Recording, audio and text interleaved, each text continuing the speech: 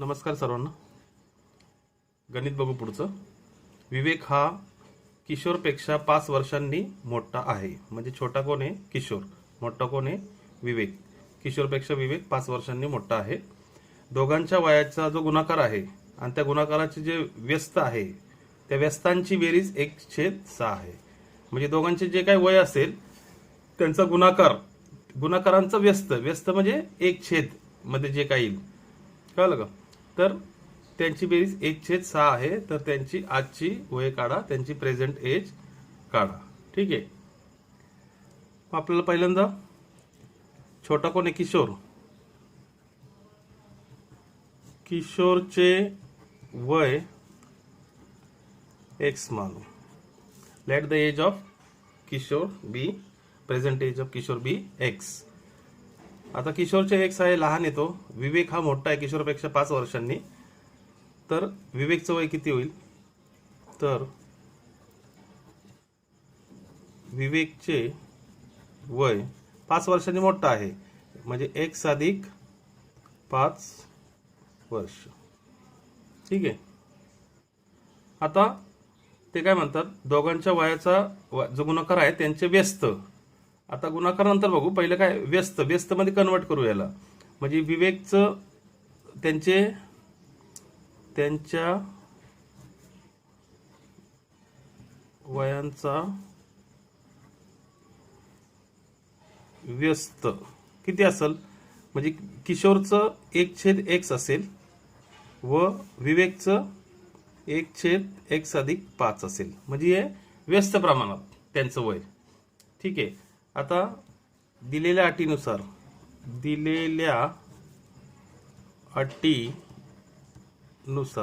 त्यांनी काय अट दिलेली आहे? त्यांच्या जे वय आहे त्यांचं जो व्यस्त आहे आपण काढलाय ह्यांचा गुणाकार यांच्या गुणाकारांच्या व्यस्तांची बेरीज 1/6 येते. म्हणजे हे जे व्यस्त काढल्यात आपण 1/x ह्यांची बेरीज प्लस 1/x अधिक 5 हे दोन्ही बरोबर किती येते?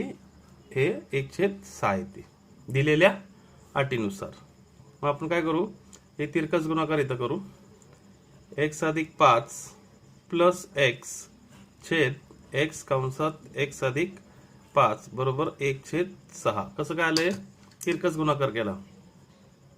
x अधिक 1 नी एकाला गुणलं म्हणजे x अधिक 5 प्लस x नी एकाला गुणलं 1 आला छेद हा x गुणिले हा x अधिक 5 बरोबर 1/5. आता हे आपण सोडवल्यावर काय होईल?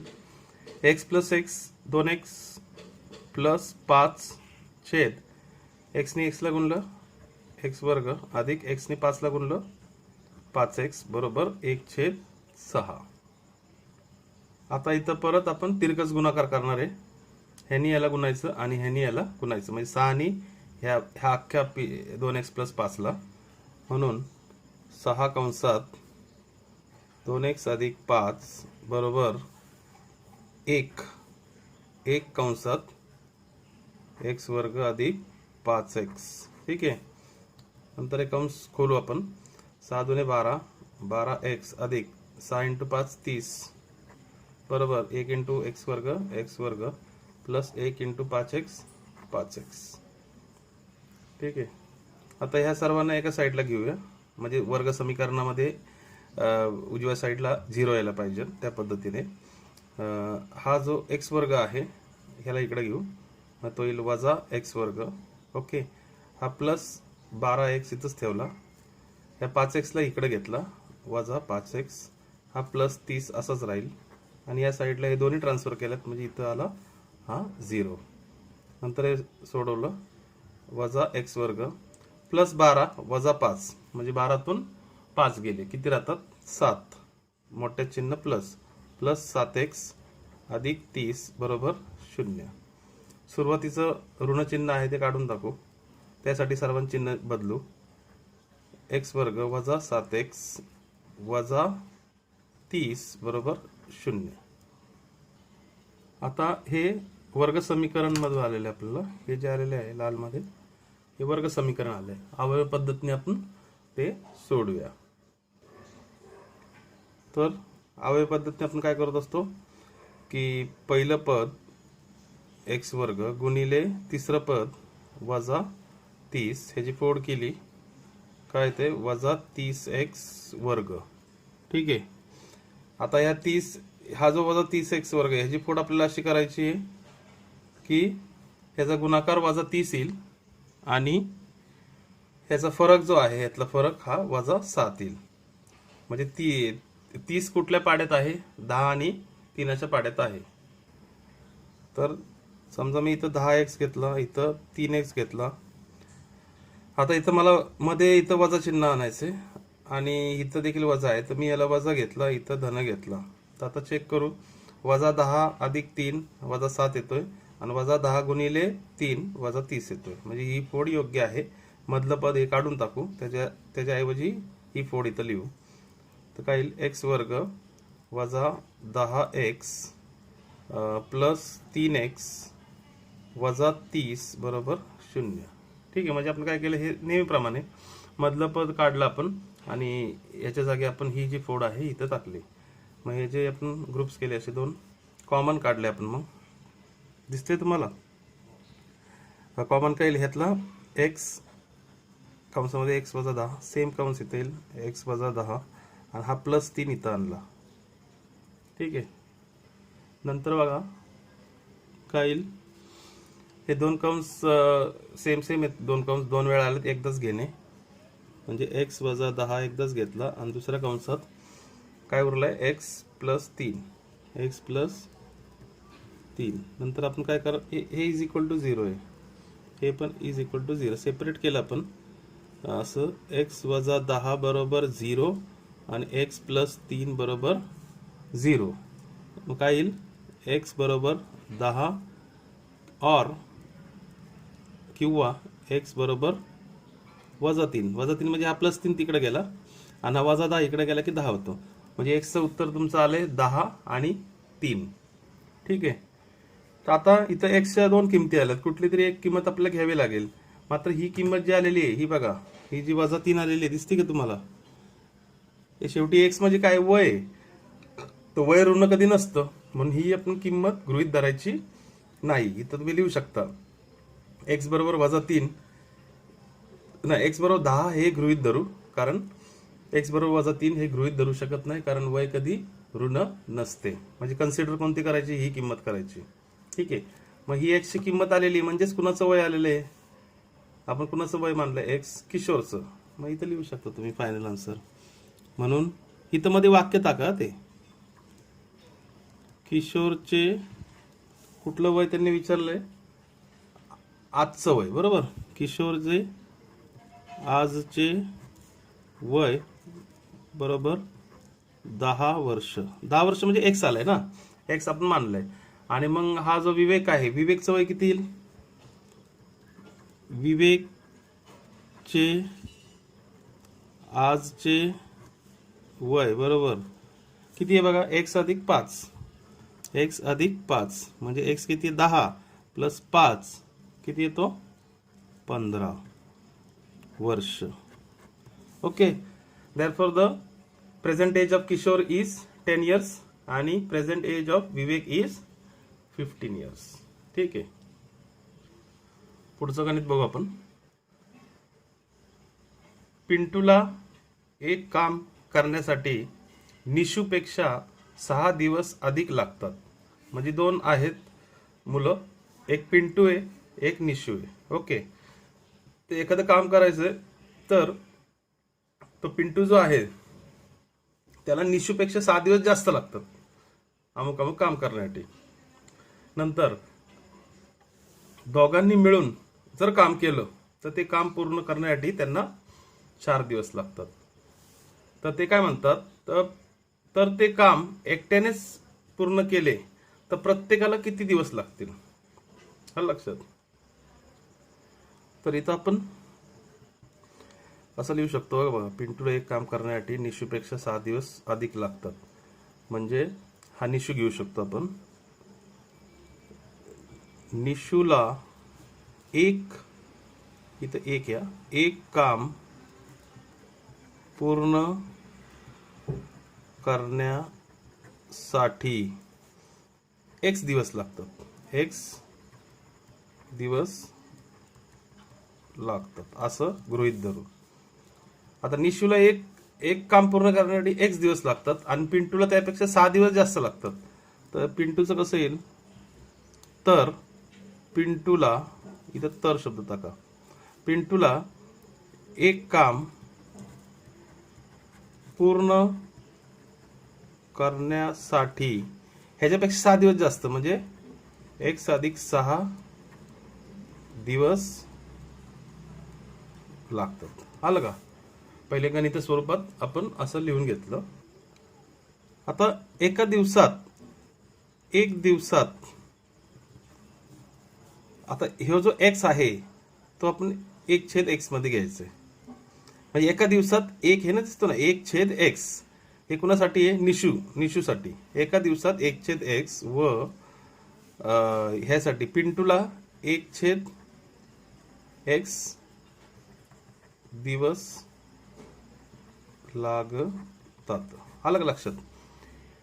एक काम म्हणजे 1/x, 2 काम असेल तर 2/x असं. ठीक आहे. आता पुढं ते काय म्हणतात, ते म्हणतात की 4 दिवस लागतील दोघं मिळून जर काम करत असतील तर. आलं का? मग दोघं मिळून काम किती होईल,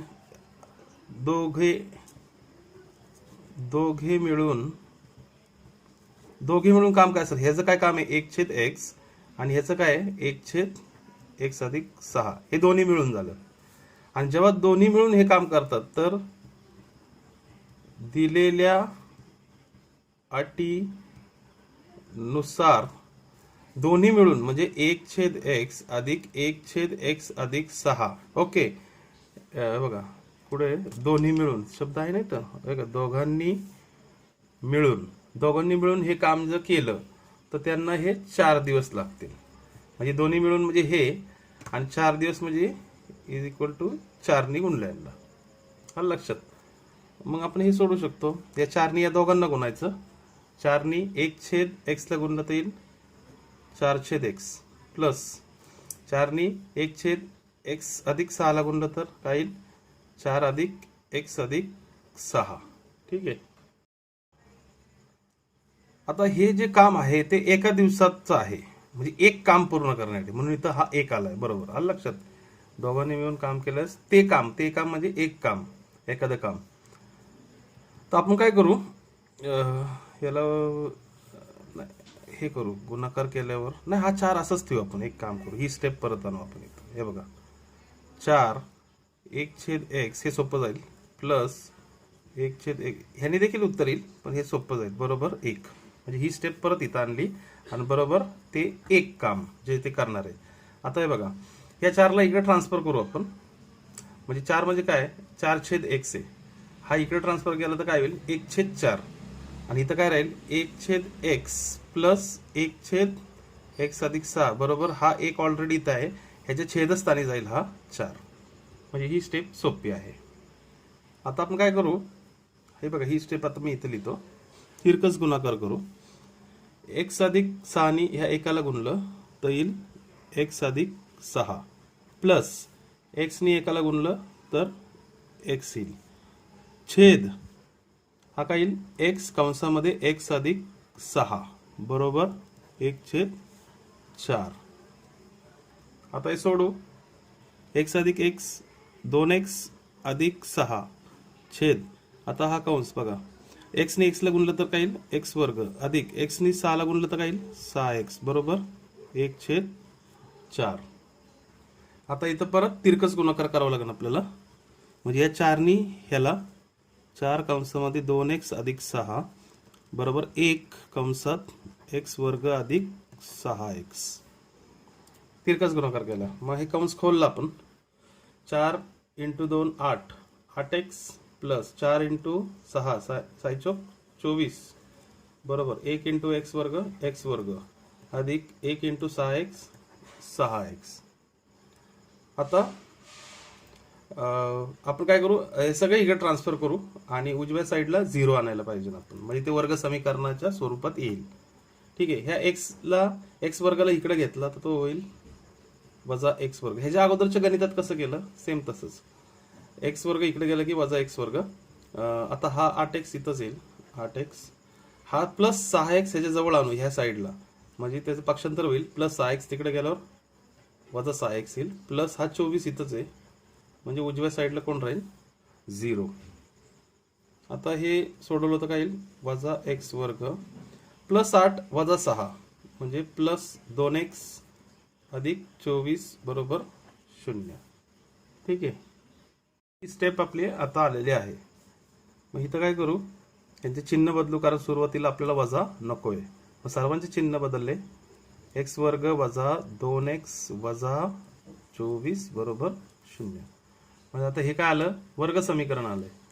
मग हे अवयव पद्धतीने आपण सोडू. इथं बघा पहिलं पद काय आहे एक्स वर्ग गुणिले तिसरं पद काय आहे वजा 24, यांची बेरीज गुणाकार येतो वजा 24x वर्ग.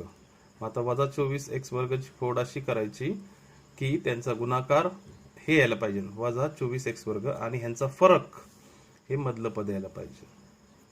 मग आता 24 कोणत्या पाड्यात जातो 6च्या आणि 4च्या x.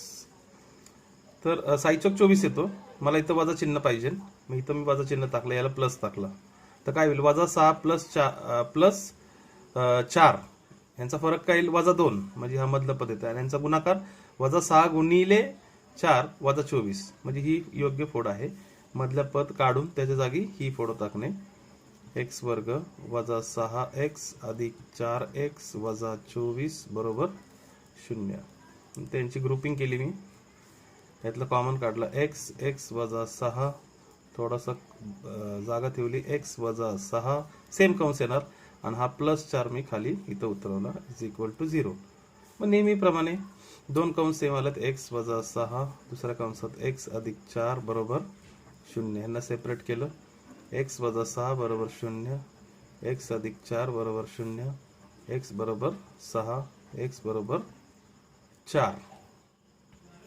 तर आपल्याला एक्सच्या दोन किमती आलेल्या आहेत, एक्स बरोबर 6 आणि एक्स बरोबर वजा 4. परत तेच की तुमचं उत्तर एक काय आले.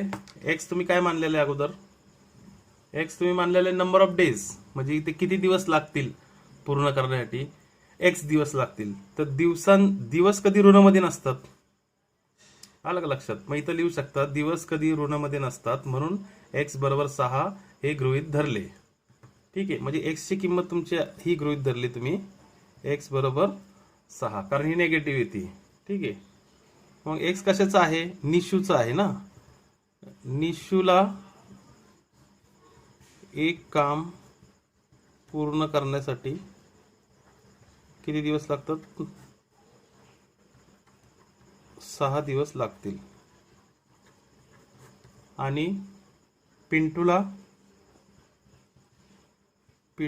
आपण पकडले ना, पिंटूला x प्लस 6 पकडले ना, त्यापेक्षा 6 दिवस जास्त लागतात ना. x प्लस 6 दिवस लागतात, म्हणजे किती x किती आला तुमचा 6 प्लस 6 बरोबर 12 दिवस. म्हणजे निशूला ते एक काम पूर्ण करण्यासाठी x दिवस लागतील, म्हणजे 6 दिवस लागतील. आणि पिंटूला आहे त्यापेक्षा 6 दिवस जास्त लागतात. मग x ची किंमत इथे टाकली आणि हे आलं त्याला 12 दिवस लागतात. आलं लक्षात. ठीक आहे, अशा पद्धतीने हा आपला धडा इथं संपलेला आहे. वर्ग समीकरण धडा आहे हा, खूप महत्त्वाचा धडा आहे. याचे जे पद्धती आहेत वर्ग समीकरण सोडवण्याच्या पद्धती आपण पाहिल्या, त्या तिन्ही पद्धती. नंतर निश्चयांक पाहिला आपण, नंतर अल्फा बीटा वर्ग समीकरणांची मुळे त्यांचं स्वरूप आपण पाहिलं. नंतर अल्फा बीटा मग समीकरण तयार करणे, के ची किंमत काढणे, आणि मग शेवटी हे वर्ड प्रॉब्लेम शाब्दिक उदाहरणे. ठीक आहे, याची प्रॅक्टिस खूप आवश्यक आहे. धडा खूप इम्पॉर्टंट धडा आहे हा. तर अशा पद्धतीने हा दुसरा धडा जो आहे भाग 1 मधला वर्ग समीकरणे क्वाड्रॅटिक इक्वेशन आपला संपलेला आहे. काळजी घेणे सर्वांनी. धडा आपण स्टार्ट करू. भाग 1 मधला नाव बघा, अंकगणिती श्रेणी. अंकगणिती श्रेणी अरिथमॅटिक प्रोग्रेशन. इथं सेमी इंग्लिशमध्ये ह्या अरिथमॅटिक प्रोग्रेशनला AP देखील असं जनरली बोलतात. कळलं का? AP, ए म्हणजे अरिथमेटिक, P म्हणजे प्रोग्रेशन. आलं नाव लक्षात? अरिथमेटिक प्रोग्रेशन अंकगणिती श्रेणी, तिसरा धडा आहे भाग 1 मधला. तर या धड्यामध्ये प्रथम आपल्याला क्रमिका काय आहे हे समजून घ्यावं लागेल आपल्याला. क्रमिका म्हणजे इंग्लिशमध्ये काय म्हणतात त्याला? सिक्वेन्स. म्हणजे काय असतं की एक क्रमिका असते. कसली असू शकते क्रमिका? एक सिरीज असेल, समजा नंबरची असेल. हे बघा 1 3 5 7 9 10 टिंब टिंब टिंब टिंब टिंब. ठीक आहे. तर ही एक क्रमिका आहे. काय आहे? ही एक सिक्वेन्स आहे. म्हणजे एक ठराविक अंकांचा समूह आहे. तर याला म्हणतात सिक्वेन्स. बाकीचं काय नाही. अंकांचा समूह असतो. तुम्ही ABCD मध्ये जे अक्षर आहेत त्याचा समूह असू शकतो. म्हणजे क्रमिका कशाची असू शकते. तर आपण याच्यामध्ये बहुतेक या धड्यामध्ये आपण अंकांची क्रमिका बघणार आहे. तर मी ही तुम्हाला दाखवली. हा एक काय आहे? सिक्वेन्स आहे. आलं लक्षात? तर याच्यामध्ये उदाहरण म्हणून बघा, हे पहिलं पद, हे दुसरं पद, हे तिसरं पद, हे चौथं पद, हे पाचवं पद, हे सहावं पद. तर ह्याच्यामध्ये कसं असतं की हे जे पहिलं पद असतं, लक्षात ठेवा, हे पहिलं पद ह्याला आपण T1 म्हणतो. टर्म 1. काय? पहिलं पद T1, दुसरं पद T2, तिसरं पद काय येईल? बोला. T3, चौथं पद काय येईल? T4, हे काय येईल? T5, हे काय येईल? T6. म्हणजे ही पदं आहेत. ही काय आहेत? ही पदं आहेत. हे टर्म्स आहेत. T1, T2, T3, T4, T5, T6. आलं लक्षात? आता हे जे पहिलं पद असतंय T1, लक्ष द्या, T1 ह्याला A देखील म्हणतात. काय म्हणतात? छोट्या लिपीतला A. लक्षात ठेवायचं आपल्याला. ह्या गोष्टी आपल्याला पुढं ह्या धड्यामध्ये लागतील. T1 म्हणजेच काय? A. ओके. आता ही जी मी क्रमिका दाखवलेली आहे ह्यातलं तुम्ही वजाबाकी जर केली, हे बघा, ह्याच्यामध्ये साम्य काय दिसेल आपल्याला ते बघा. पहिलं पद आणि दुसरं पद ह्याच्यामध्ये कितीचा गॅप आहे? म्हणजे हे बघा, मायनस करायचं. दुसऱ्यातून पहिलं मायनस करायचं. म्हणजे तुम्ही काय करा, T2 वजा T1 करा. किती येतंय? T2 किती आहे? 3 वजा T1 किती आहे? 1. किती आहे? मायनस करून आले 2. बघा. आता हा पुढचा घ्या, T3 आणि T2 घ्या. बघा, T3 वजा T2 घ्या. म्हणजे T3 किती आहे? 5 वजा T2 किती आहे? 3. किती आलं उत्तर? 2. ठीक आहे. आता पुढचं घ्या, T4 आणि T3 घ्या. T4 वजा T3 किती येतं हो? T4 किती आहे? 7. T3 किती आहे? 5. म्हणजे 7 वजा 5. 7 वजा 5 किती आलं? गॅप कितीचा आहे? 2चा. आता पुढचं बघा, T4 झाला, T3 झाला. आता T5 T4 घ्या. म्हणजे T5 वजा T4 किती येतो? T5 9 आहे, T4 7 आहे. म्हणजे 9 वजा 7 किती येतं उत्तर? 2. आता शेवटचं बघा, T6 T5. T6 वजा T5 बघा किती आहे? 10. 10 आणि T5 9 आहे.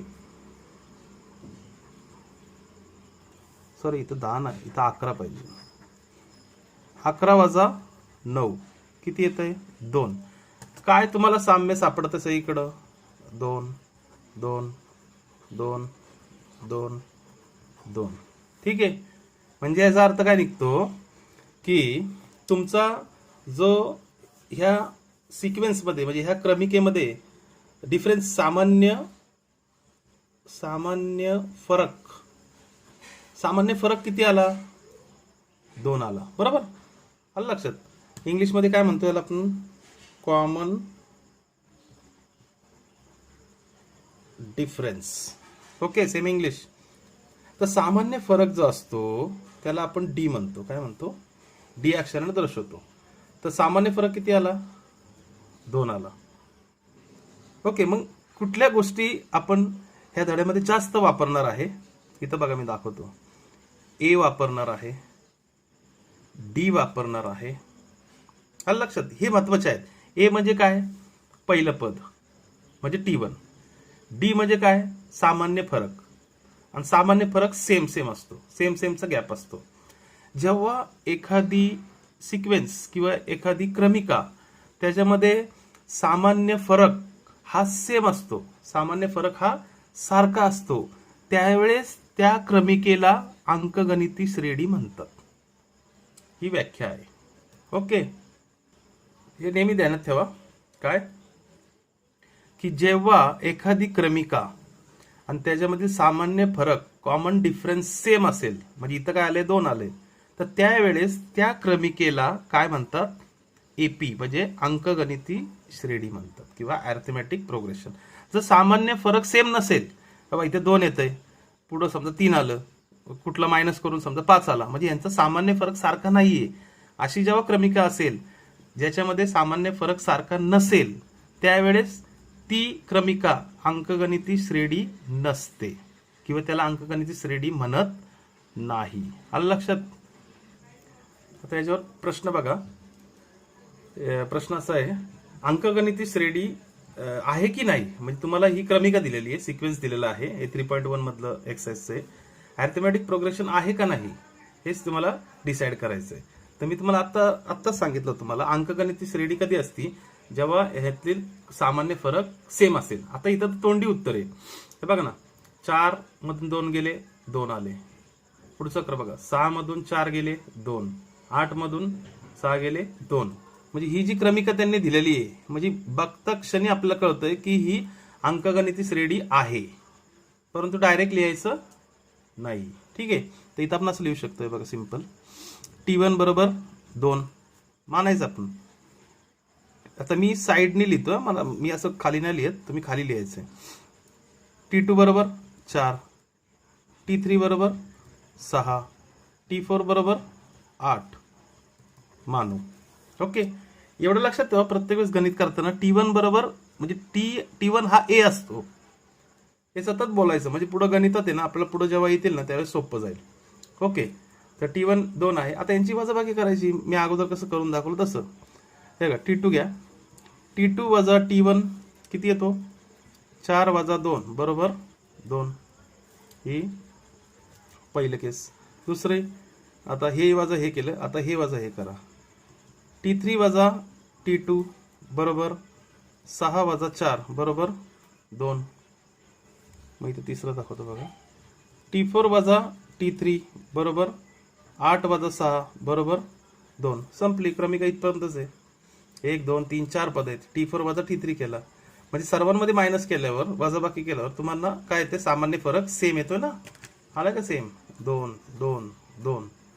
म्हणजे याचा अर्थ इथं लिहायचं, म्हणून सामान्य फरक इंग्लिश में काय लिहिलं, कॉमन डिफरन्स बरोबर 2. आणि सामान्य जो फरक आहे, कॉमन डिफरन्स आहे, चिन्ह पण लिहायचं, डी बरोबर 2. लक्षात ठेवा, हे डी आपल्याला वापरायचं आहे पुढं. परत सांगतो, T1 म्हणजे काय, T1 म्हणजे T1 ला ए देखील म्हणतात, ए. ओके, इथं आला डी म्हणजे काय, सामान्य फरक, तर हा डी आला 2. ओके, तर इथं सामान्य फरक 2 आला, हा स्थिर आहे, काय स्थिर आहे, कॉन्स्टंट आहे ना, बदलत नाहीये. म्हणून तुम्ही इथं फायनल आन्सर लिहू शकता. म्हणून दिलेली काय क्रमिका ही अंकगणिती श्रेणी आहे. लक्षात, therefore the given sequence is an arithmetic progression. पुढचं गणित बघा, सेम तोच प्रश्न, काय दिलेली क्रमिका अंकगणिती श्रेणी आहे का नाही. सेम तीच प्रोसिजर. T1 बरोबर 2, T2 बरोबर 5/2, T3 बरोबर 3, T4 बरोबर 7/2. पहिलं मानून घेतलं आपण असं, नंतर मायनस करू आपण. T2 मधून T1, T2 वजा T1 बरोबर 5/2 वजा 2. ठीक आहे, आता हे पूर्णांक ते, ह्याचा छेद काही नाही म्हणजे 1 आहे, म्हणजे तिरकस गुणाकार केला आपण. 5 1 5 वजा 2 2 4 छेद 2 1 2 किती आला, 1/2. 2 आला. म्हणजे ह्याचं जे आहे T2 वजा T1 किती आला 1/2. आता T3 वजा T2 करू. T3 वजा T2. T3 किती आहे 3 वजा T2 किती आहे 5/2. पूर्णांक अपूर्णांक ह्याच्या खाली काही नाही म्हणजे पाया 1 आहे. तिरकस गुणाकार केला. बेत्रिक 6 वजा 1 × 5 5 छेद 1 2. 6 वजा 5 1/2. पुढचं T4 वजा T3 केलं. T4 वजा T3 बरोबर. T4 किती आहे 7/2. सॉरी 7/2 हा बरोबर. वजा T3 3 आहे. परत तेच ह्याच्या खाली काही नाही म्हणजे पाया 1 आहे. तिरकस गुणाकार 7 1 7 वजा बेत्रिक 6/2. 7 1 गेला 1/2. सगळीकडे काय आलंय 1/2 1/2 1/2. ह्याचा अर्थ इथं लिहू शकतो आपण सामान्य फरक कशाने दाखवतात डी अक्षराने. किती आलाय 1/2. आणि हा कसा आहे स्थिर आहे. ओके. म्हणून दिलेली क्रमिका ही अंक गणिती श्रेणी आहे का नाही. तुम्हाला काय वाटतंय आहे ना. का आहे सामान्य फरक सेम आलाय स्थिर आहे. तर इथं काय आलं आहे. ठीक आहे.